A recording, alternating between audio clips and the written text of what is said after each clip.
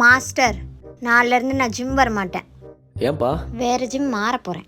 ஓஹோ, நீ வேற ஜிம் மாறு, அது ஒன்றும் பிரச்சனை இல்லை. ஒரு 10,000 பணத்தை கட்டிட்டு போ. 10,000 பணமா? எதுக்கு?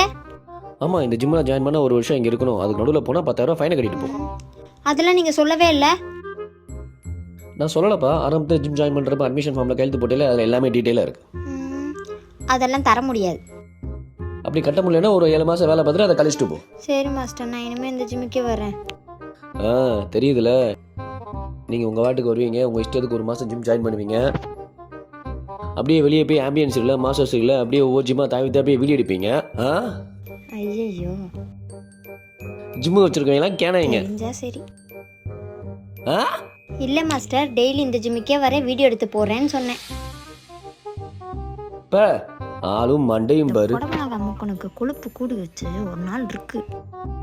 ஆளு பேனா ரீஃபில் மாதிரி இருந்துக்கிட்டு இதெல்லாம் என்ன வாய் பேசுது.